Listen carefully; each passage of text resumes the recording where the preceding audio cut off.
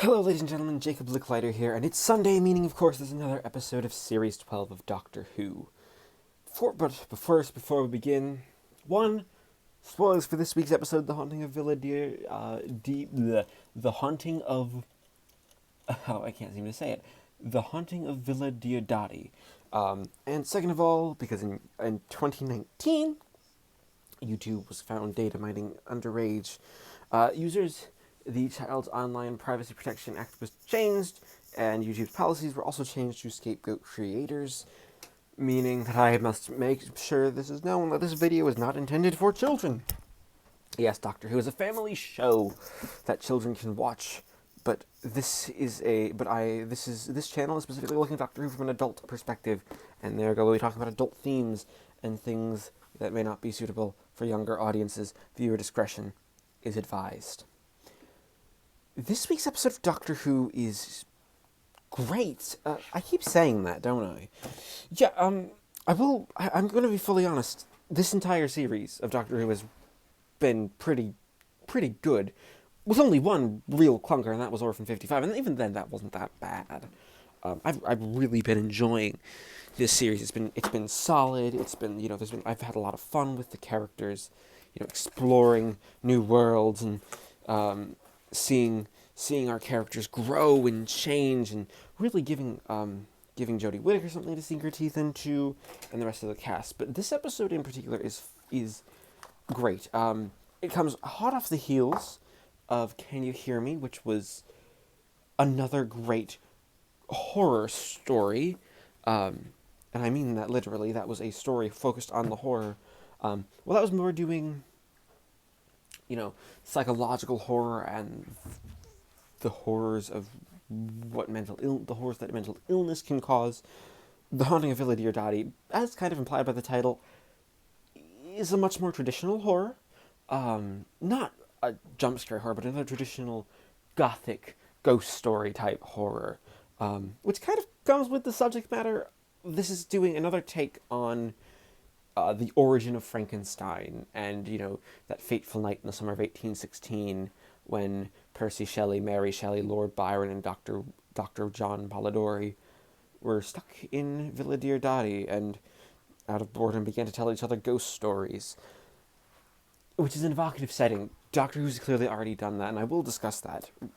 You have the Eighth Doctor series with Mary Shelley as a companion.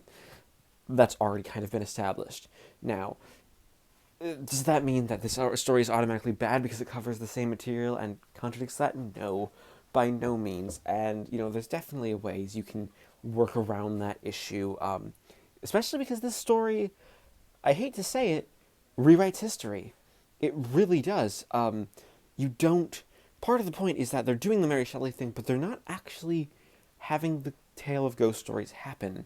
That's not inspiring it. No, they're having actual ghosts show up and things going very weird. Percy Shelley isn't in the episode until the second half, which is important because Percy Shelley was an important figure in how Frankenstein came to be.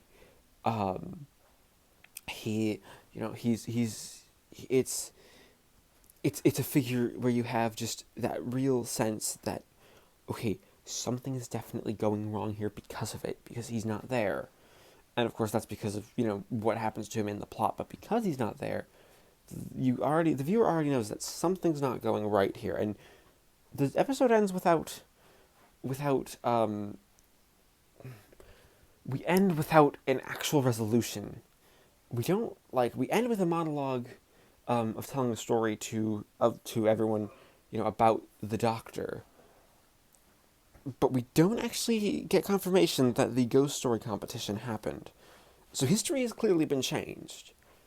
And I feel like Chibnall's going to be going up on that in the finale because just what that means.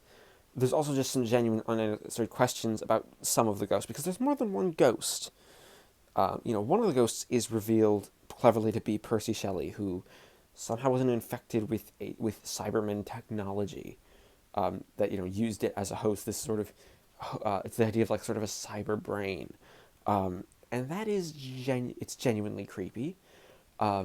but it also it for some reason it turned him into an actual ghost. People couldn't see him, and the house, it kind of affected the house and turned it into a psychological night horror nightmare. And yeah, you really do feel the psychological horror and just the confusion of the characters. I think some people are actually complaining about that this episode felt confused. That was kind of the point. The point is that you weren't really supposed to be sure what you're seeing. Is the order we're seeing reliable or not? We are going in just as confused as the characters.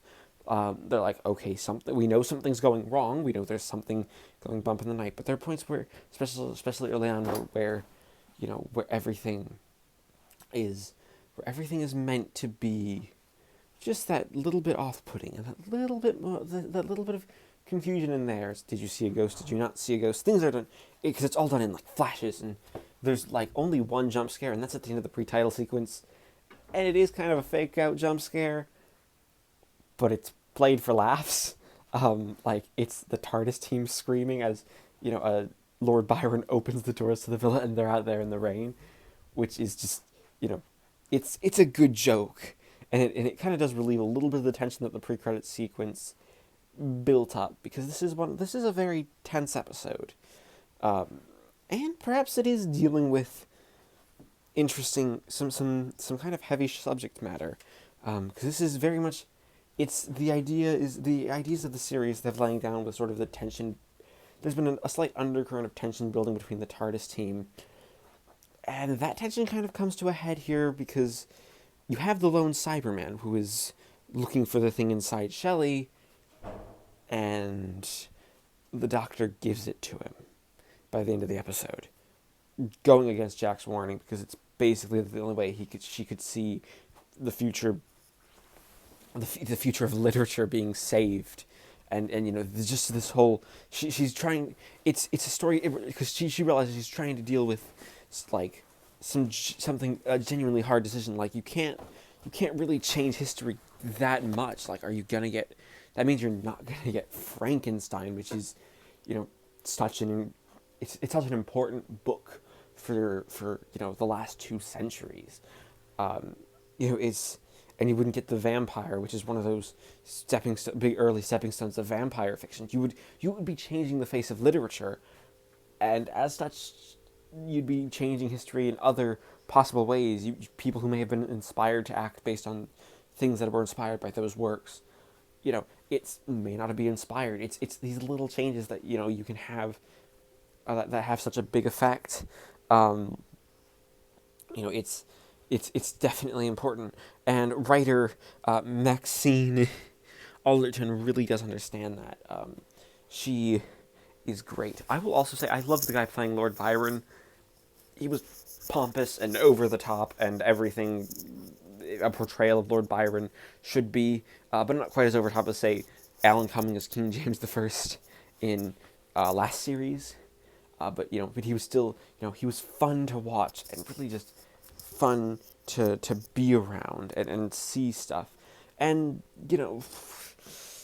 I enjoy Julie Cox as Mary Shelley more, but the actress playing her here was good, gave a good portrayal.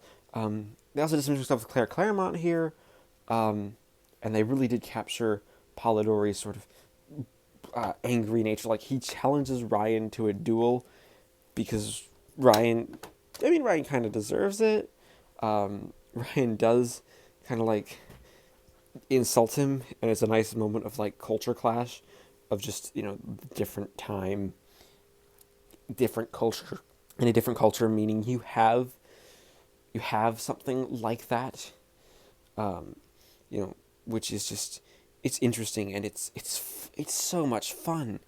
And the design of the Cyberman, like the lone Cyberman that we've been building up to, is, I like the design. One, Emma Sullivan does a good job of shooting it. It's shot with shadow. You get looks at it, but you don't actually see it in the light, so you don't get necessarily a good look at it. But it is trying to play up the body horror element with those like heavy use of shadow. Half the mask is gone, and you see the guy's like arm is still clearly a human arm, but like bits that might be cybernetic It's the idea is that he's not, and there's this idea of danger because it's not completely had its emotions inhibited, so it's one of those things where you get the character as it gets a bit more character. I don't think it's Nick Briggs doing the voice. It's the guy doing the voice, the actor playing the Cybermen, which I think is, for this instance, is good. I mean, I hope that considering the Cybermen are coming back in the finale, we know that they're in the title of the next episode. I hope we get Briggs back, because I do enjoy Nick Briggs doing Cybermen. But I will say, Maxine Alderton did a good job of writing the Cybermen. There's a good job of showing the danger of, what one Cyberman can do. Like there's a baby who you think is going to get killed, and it's genuinely suspenseful. Its maid sadly got killed in its place, but like the baby is this good representation of possibly that there might still be some humanity that the Doctor kind of tries to draw upon. Doesn't necessarily draw upon perfectly, because it's still a Cyberman deep down. Like there's and the Doctor knows that, and she realizes she's in a dangerous situation. It's and it's definitely a good, it's definitely a good, leading to the finale. This is very much like, it's almost like a Mission to the Unknown style prologue in the end. But I will say it's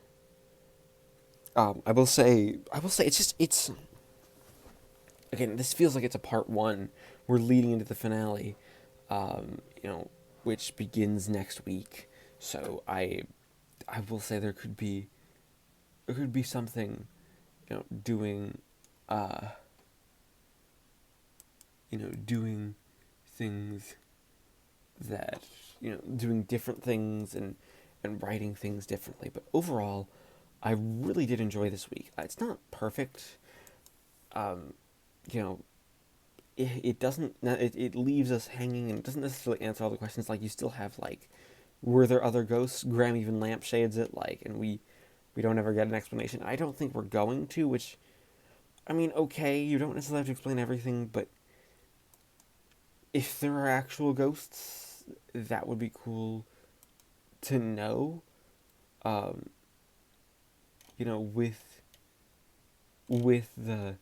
With the story, it'd be good to know if Graham's just going insane. But yeah, that being said, definitely enjoyable episode. I'd probably give it an 8 or a 9 out of 10. Honestly, it was good. It was really good. Slightly flawed, but good. With that being said, please leave a like, comment, subscribe if not already. Especially because it's still 2 more episodes. So if you agree with me, let me know. Disagree with me, let's get a conversation going. And I'll see you next week with this next installment for Ascension of the Cybermen, I think it's called. Yeah, that's the next week's episode.